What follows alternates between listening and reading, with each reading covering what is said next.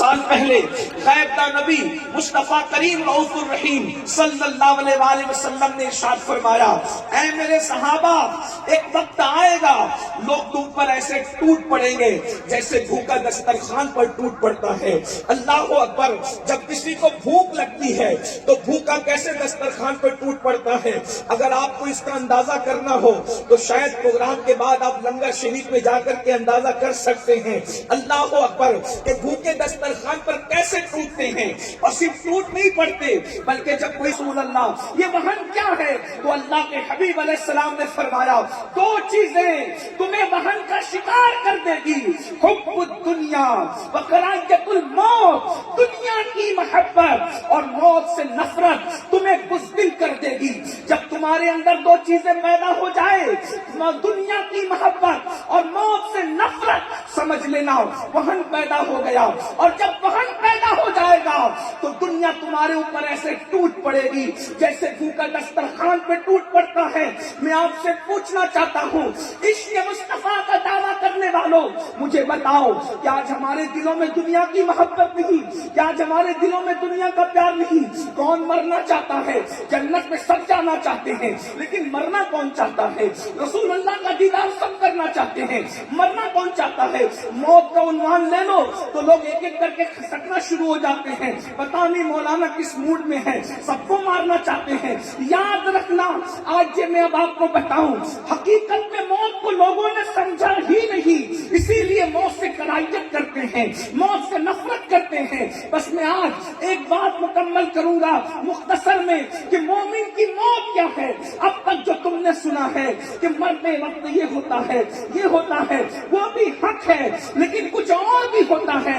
آئیے اگر مومن کی موت پتہ چل جائے تو مومن بن کر کے مر کے دیکھو، یہ کروڑوں زندگیاں اس موت پہ قربان ہیں جسے موت مومن کی موت کہتے ہیں۔ یہ مومن کی موت کیا ہے؟ آئیے بخاری شریف کتاب الزہد کی حدیث پاک کا وہ آخری ٹکڑا مومن کی موت کے بارے میں، مگر مومن سن لو کون ہے۔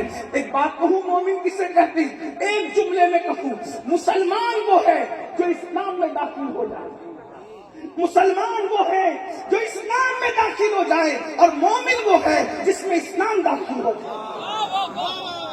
مسلمان وہ ہے جو اسلام میں داخل ہو جائے، اور مومن وہ ہے جس میں اسلام داخل ہو جائے۔ اس کو دیکھو تو اسلام نظر آئے، اٹھتا ہوا دیکھو تو اسلام نظر آئے، بیٹھتا ہوا دیکھو تو اسلام نظر آئے، چلتا ہوا دیکھو تو اسلام نظر آئے، مسکراتا ہوا دیکھو تو اسلام نظر آئے۔ اللہ اکبر! اگر ایک جملے میں بیان کر دوں کہ چلتا پھرتا اسلام اگر کس کو دیکھ کر کے نظر آتا تھا تو ایک جملے میں کہہ سکتا ہوں، تمہارے پیر سید ساجد میاں کو تم نے دیکھا ہوگا، ان کو دیکھ کر کے تم کو چلتے پھرتے تصویر اسلام نظر آتی ہوگی۔ مومن وہ ہے جس میں اسلام داخل ہو جائے۔ ہم تو اسلام میں داخل ہو کر مسلمان ہو گئے ہیں، مومن کب بنو گے؟ اسلام پسند تو ہوئے ہو، اسلام پسند تو ہوئے ہو، اسلام پابند کب بنو گے؟ مومن کی موت کیا ہے؟ سن لو، مومن کی موت کسے کہتے ہیں؟ مومن کی موت کتاب الزہد بخاری شریف کی حدیث کا وہ آخری ٹکڑا جو بار بار ہم اپنے جلسوں میں سنتے ہیں، اللہ فرماتا ہے میں اس کے ہاتھ ہو جاتا ہوں، اس کے پیر ہو جاتا ہوں، اس کی آنکھ، یہ آپ سنتے ہیں۔ اس حدیث کا آخری ٹکڑا یہ ہے، حدیث قدسی ہے، اللہ فرماتا ہے مجھے کسی کام کے کرنے میں تردد نہیں ہوتا۔ سن لیں، مومن کی موت کیا ہے؟ اللہ فرماتا ہے مجھے کسی کام کے کرنے میں تردد نہیں ہوتا۔ تردد کسے کہتے ہیں؟ میں اس کو اللہ کے لیے ابھی بیان نہیں کر رہا ہوں، لیکن ہم اپنی زبان میں تردد کہتے ہیں، ملانے کے لیے نہیں، ابھی اس سے ہٹ کر کہہ رہا ہوں۔ تردد کسے کہتے ہیں؟ آپ کہہ رہے تھے سردی بہت ہے، تردد ہو رہا ہے کہ جلسے میں جائیں یا نہ جائیں، سفر لمبا ہے، سفر لمبا ہے کہ چہلم شریف پہ شرکت کریں یا نہ کریں، محفل ٹھنڈی ہو گئی ہے، سلیم میاں کو تردد ہو رہا ہے، امین القادری کو مائک دے یا نہ دے، یعنی کسی کام کے کرنے یا نہ کرنے کی کیفیت کو تردد کہتے ہیں۔ اس انسان فیصلہ نہ کر سکے، لیکن ہم اللہ کے لیے یہ نہیں کہتے کیونکہ ہمارا پورا مسلک بھی ادب ہے اور پورا مذہب بھی ادب ہے. مگر آپ سمجھ چکے ہیں ملانے کے لیے اللہ فرماتا ہے، خود فرماتا ہے کہ مجھے کسی کام کے کرنے میں تردد نہیں ہوتا.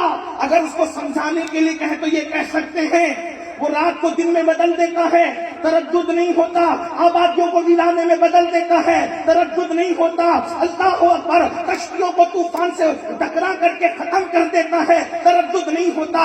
پیدا کرنے والی ماں کی جان نکال کر کے بچے کو ایک لمحے کے بچے کو یتیم کر دیتا ہے، تردد نہیں ہوتا. دھوپ میں بارش برساتا ہے، تردد نہیں ہوتا. زمین سے پودا نکالتا ہے، تردد نہیں ہوتا. شفق کا جمال، افق کی سرخی، ستاروں کی انجمن، چاند کی چاندنی، سورج کی روشنی، یہ سب دیتا رہتا ہے، چھینتا رہتا ہے، تردد نہیں ہوتا. مگر کیا فرماتا ہے؟ کسی کام کے کرنے میں تردد نہیں ہوتا، مگر جب میں ایک کام کرنے لگتا ہوں ترددی تو مجھے تردد ہونے لگتا ہے. اللہ کو کسی کام کے کرنے میں تردد نہیں ہوتا، لیکن جب فرماتا ہے ایک کام کرنے لگتا ہوں تو مجھے تردد ہوتا ہے. مولا وہ کام کیا ہے؟ تو فرمایا جب میں بندے مومن کی موت کا فیصلہ کرنے لگتا ہوں تو مجھے تردد ہوتا ہے کہ میں اس کی موت کا فیصلہ کروں، اور وہ پسند کرے نہ کرے. یہ مومن کی موت ہے، مومن کی موت ہے. موت مومن کے وقت قدرت فرما رہی ہے مجھے تردد ہوتا ہے. پھر مولا تو کرتا کیا ہے؟ کیا کرتا ہے؟ تو فرماتا ہے میں اس کے پاس اپنے فرشتوں کو بھیجتا ہوں. یعنی تم عرس کا میلہ بعد میں لگاتے ہو، اس کے پاس فرشتوں کا میلہ پہلے لگتا ہے. ہاں، سردی کے اس موسم میں صابر پاک کی زمین پر بیٹھنے والوں کو نہیں کہہ سکتا کہ اس پہ سبحان اللہ بولو، لیکن اتنا ضرور کہہ سکتا ہوں کہ سردی کتنی ہو، عشق صابر کبھی دل کو ٹھنڈا نہیں ہونے دیتا. اس لیے کہ عشق کی آگ تو جہنم کی آگ کو بھی بجھا سکتی ہے.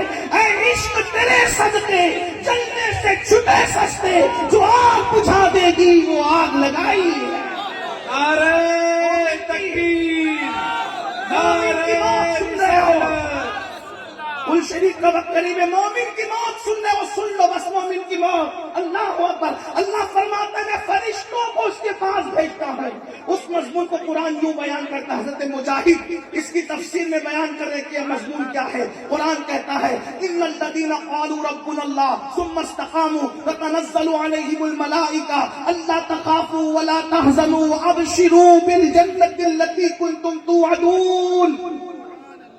جن لوگوں نے کہا بے شک ہمارا رب اللہ ہے، ثم استقاموا، اور وہ دین پہ ڈٹ گئے، شریعت پر ڈٹ گئے.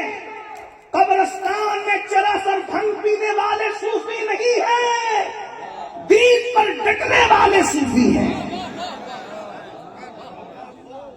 شریعت کا مذاق اڑانے والے صوفی نہیں ہیں، شریعت پر ڈٹ جانے والے صوفی ہیں. ہوا میں اڑنے والے کو ولی ہر ایک کو نہیں کہا جا سکتا، مگر شریعت پر چلنے والے کو ولی قرآن کہتا نظر آ رہا ہے. ثم استقاموا، وقت ہوتا تو ثم استقاموا کی تفسیر بیان کی جاتی، اس کا وقت نہیں، لیکن سنیں ثم استقاموا جو دین پہ ڈٹ گئے، خدا کو ایک مان کے دین پہ ڈٹ گئے. ابھی تو ہمیں یہ بھی نہیں پتا کہ خدا کے بارے میں عقیدہ کیا ہونا چاہیے، تو ڈٹیں گے کب اس عقیدے پر؟ یہاں تو حال یہ ہے کہ ابھی بھی یہ عقیدہ ہے کہ کالی بلی سامنے سے چلی جائے گی تو دن برا گزرے گا، الٹی آنکھیں پھڑکے گی تو پتہ نہیں کیا ہوگا. نادانو، ہم وہ لوگ نہیں ہیں، ہم تو وہ لوگ ہیں خیر ہی و شر ہی من اللہ تعالی، ہر خیر اسی کی طرف سے ہے، ہر شر اسی کی طرف سے ہے، اور اس میں بھی کروڑوں حکمتیں ہیں. عقیدہ توحید، عقیدہ اسلام، عقیدہ رسالت پہ بیٹھ جاؤ، اس کی الگ تفسیر. تو قرآن کیا کہتا ہے؟ تتنزل علیہم الملائکہ. یہ عربی زبان کی خوبصورتی ہے. میں علماء کی معلومات میں کوئی اضافہ نہیں کر رہا ہوں، آپ کی دعا لینا چاہتا ہوں. عربی زبان کی خوبصورتی کہ ہر زبان میں واحد ہے اور جمع ہے اور قصہ ختم ہے. یہ عربی زبان کا حسن ہے، یہاں واحد ہے، تسنیہ ہے، جمع قلت ہے، جمع کثرت ہے نا. یہ عربی زبان کا حسن ہے، واحد جمع کا قصہ ختم نہیں ہوتا. واحد ایک کو کہتے ہیں، تسنیہ دو کو کہتے ہیں، جمع قلت 3 سے شروع ہو کر 9 پر ختم ہو جاتی ہے، اور جمع کثرت 10 سے شروع ہو کر اس کی کوئی حد نہیں ہوتی۔ اب قرآن کیا کہہ رہا ہے؟ جو لوگ دین پر شریعت پہ ڈٹ جاتے ہیں، تتنزل علیہم الملائکہ، ان پر اللہ کے فرشتوں کی جماعت نازل ہوتی ہے۔ نہ واحد کا سیگا، نہ تسنیہ کا، نہ جمع قلت کا، جمع کثرت کے سیگے کے ساتھ کہا جا رہا ہے۔ 1 2 4 فرشتے نہیں آتے، بلکہ لاکھوں فرشتوں کی جماعت ان کے پاس آتی ہے، اور ان کے پاس بیٹھتے ہیں، بات کرتے ہیں، کہتے کیا؟ اللہ تخافو، گھبرانا مت، ولا تحزنو، خوف مت کھانا، غم مت کرنا، وَأَبْشِرُوا بِالْجَنَّةِ الَّتِي كُنْتُمْ تُوعَدُونَ، موت بعد میں آ رہی ہے، جنت کی خوشخبری پہلے سنائی جا رہی ہے، جنت کا مدعا سنایا جا رہا ہے۔ فرشتے بتاتے ہیں یہ نعمت ہے، یہ نعمت ہے، یہ نعمت ہے، یہ نعمت ہے، جنت کی یہ نعمت ہے، یہ نعمت ہے، یہ نعمت ہے۔ تو وہ بندہ مومن اللہ والا کہتا ہے فرشتوں یہ دیدار وہاں ہوگا، یاروں سے ملاقات ہوگی، پیاروں سے ملاقات ہوگی، رسول سے ملاقات ہوگی، جو بھی فرشتے بتاتے ہیں۔ تو وہ مومن بندے کا کیا کہتا ہے؟ فرشتوں یہ ملے گا کب؟ تو فرشتے کہتے ہیں جب تک مرو گے نہیں، روح نہیں نکلے گی جسم کے پنجرے سے، تب تک کہ یہ نعمتیں نصیب نہیں ہونا۔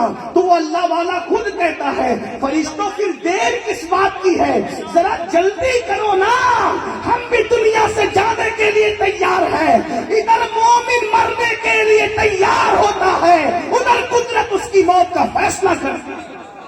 اور جب مومن دنیا سے جاتا ہے تو حدیث پاک میں آتا ہے فرشتے لاکھوں کی تعداد، حسب مراتب، کسی کے میت کے لیے 500 آتے ہیں، کسی میں ہزاروں آتے ہیں، کسی میں 70,000 آتے ہیں، کسی میں لاکھوں آتے ہیں، کسی میں تا حد نگاہ آتے ہیں، اور 2 جنت کے کفن لے کر آتے ہیں، اور جنت کے کفن لا کر اور پھر مشک سے زیادہ قیمتی خوشبو جنت کی لے کر آتے ہیں۔ حدیث پاک میں آتا ہے اس خوشبو وہ زمین سے اٹھتی ہے، آسمان کے فرشتے محسوس کرتے کہتے ہیں آپ زمین سے کیسی خوشبو اٹھ رہی ہے؟ تو کہا جاتا ہے کسی مومن کی روح کے لیے یہ جنت کی خوشبو لائی گئی ہے۔ 2 جنتی کفن لاتے ہیں اور بتائیں حضرت ملک الموت روح بعد میں نکال کے پہلے اس کو خوشخبری دیتے ہیں، اے نفس مطمئنہ، یا ایتھا النفس المطمئنہ ارجعی الی ربک راضیۃ مرضیہ فادخلی فی عبادی وادخلی جنتی۔ اس کو بشارت دیتے، اسی پہ بس نہیں، علامہ سیوطی لکھتے ہیں کہ اللہ اکبر، فرشتے کہتے تجھے اللہ نے سلام کہا ہے، اور جب اس کی روح نکلتی ہے آقا فرماتے ہیں آٹے سے جیسے بال نکلتا ہے اسی طرح مومن کی روح نکلتی ہے، یا بھرے ہوئے مشکیزے سے جیسے پانی ٹپکتا ہے ویسے مومن کی روح نکلتی ہے۔ اور تیسری تمثیل فرمائی دودھ پیتا ہوا بچہ جیسے دودھ پیتے پیتے سو جاتا ہے، ماں کا پستان منہ سے چھوٹ جاتا ہے، بچے کو خبر نہیں ہوتی، ایسے مومن کی روح نکلتی ہے، اس کو پتا بھی نہیں چلتا۔ کیوں؟ اس لیے کہ ادھر روح نکل رہی ہوتی ہے، ادھر جس کے عشق میں جان دے رہا ہوتا ہے اس نبی کا جلوہ سامنے ہوتا ہے۔ میرے امام کہتے ہیں جان تو جاتے ہی جائے گی قیامت یہ ہے، اب یہاں مرنے پہ ٹھہرائے نظارہ تیرا، ارے حسن یوسف موجود ہو تو انگلیاں کٹنے کا درد نہیں ہوتا، حسن مصطفیٰ موجود ہو تو روح نکلنے کی تکلیف کیسے ہو سکتی؟ اس شان سے مومن دنیا سے جاتا ہے، اور جب وہ دنیا سے جاتا ہے اللہ اکبر، فرشتے اس کی روح کو اس کفن میں لپیٹتے ہیں اور خوشبو میں بساتے ہیں، اور اس جب پہلے آسمان پہ جاتے ہیں تو کہتے کون ہے؟ تو دنیا میں جس نام سے اس کو پکارا جاتا تھا اسی نام سے اس کو بتاتے ہیں، اور سارے فرشتے اس کے لیے مغفرت اور رحمت کی دعا کرتے ہیں، یہاں تک کہ سدرۃ المنتہا تک اس کی روح پہنچتی، خدا کے دربار میں اس کی۔ یہی تو بات ہے، دنیا میں کوئی مذہب ایسا نہ ملے گا جو موت کے دن خوشی مناتا، اور نہ کوئی مسلک ایسا ملے گا جو موت کے دن خوشی مناتا۔ مذہب میں اسلام ہے اور مسلک میں صرف اہل سنت و جماعت ہے۔ سب تو مرن دن کو غم کا دن مناتے، یہ سنی ہی ہے جو موت کے دن کو عرس کا دن قرار دیتے ہیں۔ وجہ کس کا مر کے کہا گیا یہ وہ جانے جو جو ہمارے ہوتے ہیں وہ خدا کا وصال پانے کا شرف حاصل کرتے ہیں. اسی لیے تو ہم کہتے ہیں, بڑے مزے میں کہتے ہیں, سنیو اگر نبی سے وفا کی ہے اور سچے مومن بنے ہو تو جتنی خوشی مدینے جانے میں ہے اس سے زیادہ خوشی مر جانے میں ہے, کیونکہ مدینے جاؤ تو گنبد نظر آتا ہے اور مر جاؤ تو گنبد والا نظر آتا ہے. یقین تو پیدا کرو. اور پھر میرے آقا نے صلاۃ و تسلیم فرماتے ہیں, جب مومن کو اس کی قبر میں رکھا جاتا ہے تو فرشتے آتے ہیں. ام المومنین سیدہ عائشہ صدیقہ نے کہا, یا رسول اللہ, فرشتوں کی شکل جو آپ نے بتائی اب مجھے ڈر لگتا ہے. کیا شکل ہے فرشتوں کی؟ دیگوں کی طرح آنکھیں, شعلے اگلتی ہوئی, ان کے دانت بیل کے سینگ کی طرح, ان کے سر کے بالوں سے لے کے پیر کے ناخن تک بال ہی بال, ان کے ناخن لوہے کے زمین چیرتے ہوئے آتے ہیں, اتنا بڑا ہتھوڑا لے کر کے آتے ہیں. اگر جن اور انس مل کے اٹھانا چاہے تو نہ اٹھا سکے, اور آ کر جوڑ کر کے کہتے ہیں ہمارے رب کا بتا کہ رسول اللہ آپ نے جو جب سے نقشہ کھینچا ہے منکر نکیر کا مجھے تو نیند بھی نہیں آتی. آقا نے فرمایا وہ اوروں کے لیے ہے, جو میرے وفادار ہیں ان کے لیے. وہ ایسا نہیں کرتے, وہ ایسا نہیں کرتے, بلکہ ان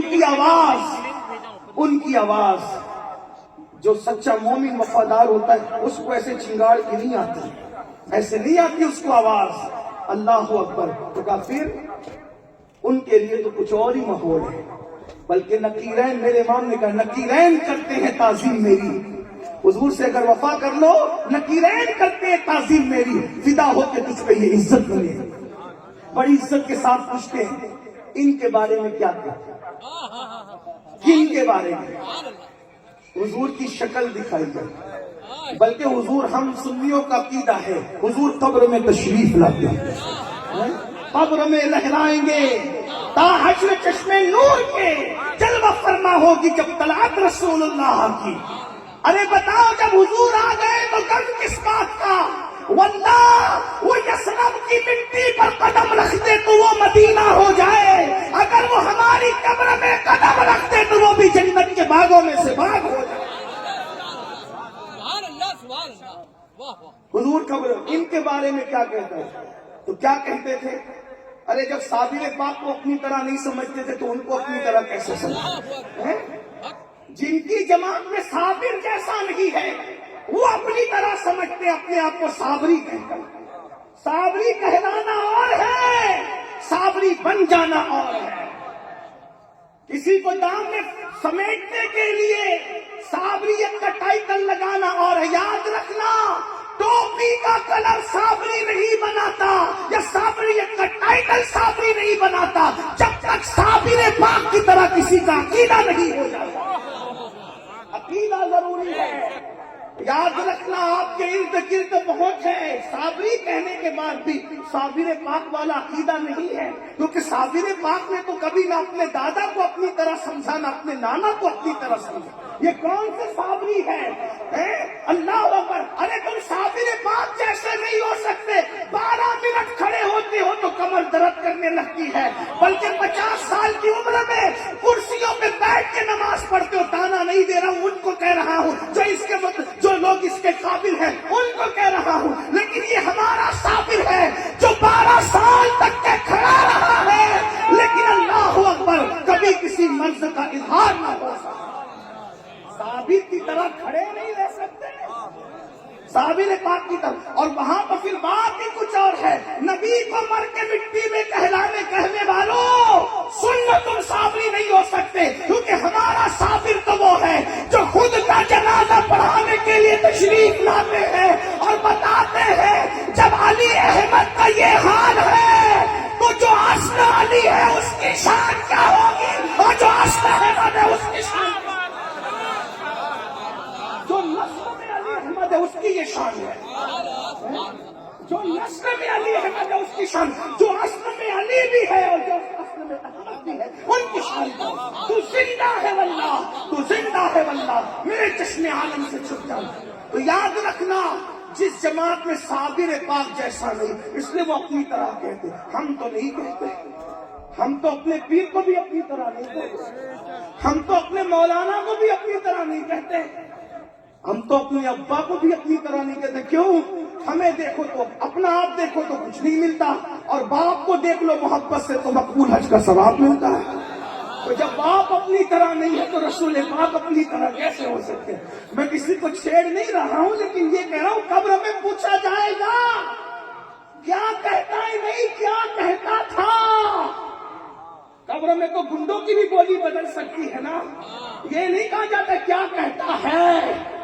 اس لیے کہ دیش بدلتا ہے تو لوگ بھیس بدلتے ہیں. جب دنیا میں دیش میں بھیس بدلتے ہیں تو قبر میں نہ بدلیں گے. اس لیے ابھی نہیں کہنا ہے، ابھی کا نہیں، بتا کیا کہتا تھا. بہت بک کرتا تھا. مولوی کو تو بحر العلوم کہتا تھا، اور نبی کے بارے میں کہتا تھا یہ تو ان پڑھ امی ہے. بتا اپنا مولوی بحر العلوم، اور رسول اللہ کے بارے میں امی و ان پڑھ. اللہ اکبر. اس لیے یاد رکھنا، اللہ اکبر. قاسم نعمت کے لیے کہتا تھا کہ وہ تو اپنی بیٹی کی بخشش نہیں کرا سکتے، جبکہ اسی رسول نے فرمایا مومن کا کچا بچہ اگر ماں کے پیٹ سے گر جائے گا وہ بھی اپنے ماں باپ کی مغفرت کرائے گا. ارے جب کچا بچہ ماں باپ کو جنت میں لے جا سکتا ہے تو سید المعصومین کی شان کا عالم کیا ہے. اس لیے عقیدہ بھی درست کرو. اصل خانقاہیت دو چیزوں کا نام ہے، ایک تو سچا عقیدہ اور ایک تو خدمت خلق. اور یہ دونوں چیزیں اگر آپ دیکھنا چاہیں تو آپ سیدی ساجد میاں کے اندر دیکھ سکتے ہیں. عقیدے کا اعتدال اور خدمت خلق کا آپ نے تو سن چکے. میرے پاس وقت ہوتا تو میں عرض کرتا، لیکن میں بات ختم کر رہا ہوں. تو قبر میں کیا پیاری پیاری من موہنی صورت دکھائی گئی، اور ان کے بعد اور پھر اگر کہتا تھا ان کے بارے میں تو پھر کیا کہو گے؟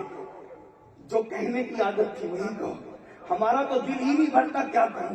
سرور کہوں کہ مالک و مولا کہوں تجھے، باد خلیل کا گل زیبا کہوں تجھے، علما نصیب ہوں تجھے امید کے کہوں. جانے مراد، مراد نہیں جانے مراد، کانے تمنا کہوں تجھے. اللہ نے تیرے جسم منور کی تابشیں، اللہ نے تیرے جسم منور کی تابشیں، اے جانے جاں میں جانے تجلا کہوں تجھے.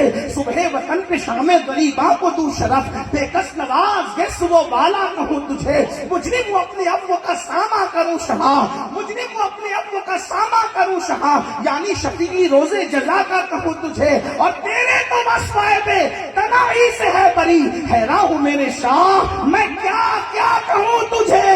کہنے کی سب کچھ ان کے سنا خاک خاموشی، چپ ہو رہا یہ کہہ کے میں کیا کیا کہوں تجھے.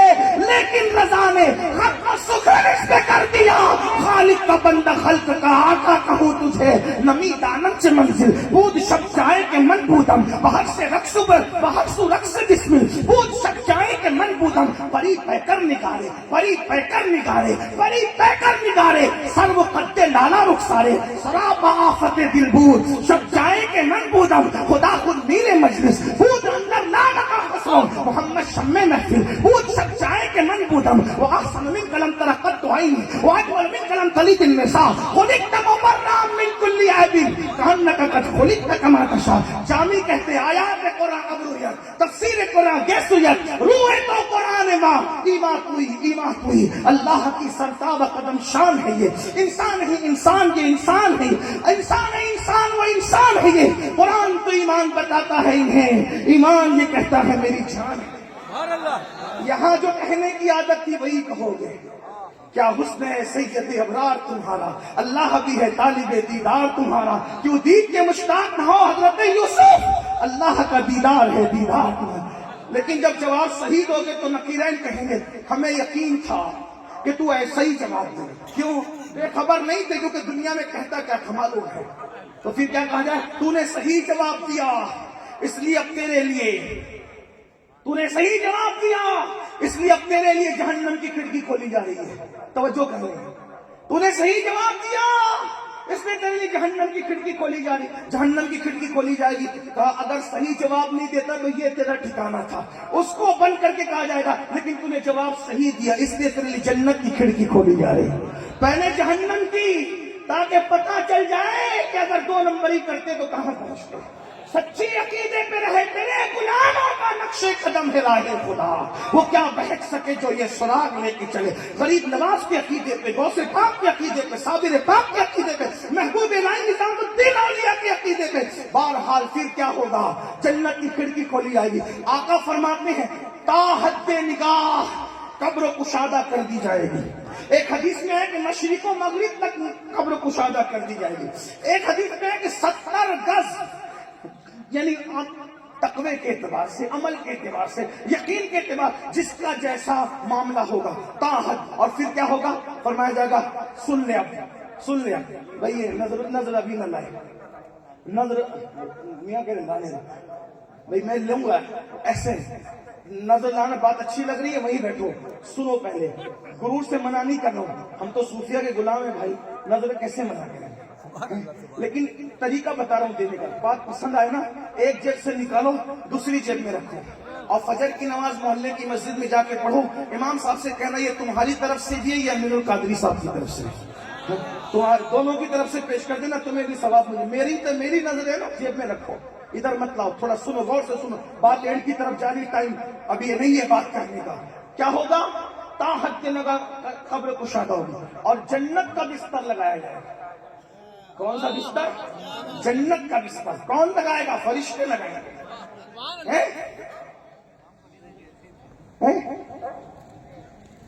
میں نے کہا جہاں جہاں لوگوں نے دیا، اور اگر وہ نہیں دیں گے جیب میں رکھ کے تو وہ میری امانت ہے، دیں گے وہ، میری قوم پر مجھے اعتماد ہے۔ میاں میرے بھائی سلیم میاں، میرے بڑے بھائی، وہ کہہ رہے ہیں میں کل کو دوں گا، تو وہ دیں گے انشاءاللہ، اور سید تو ہوتا ہی دینے والا ہے بھائی۔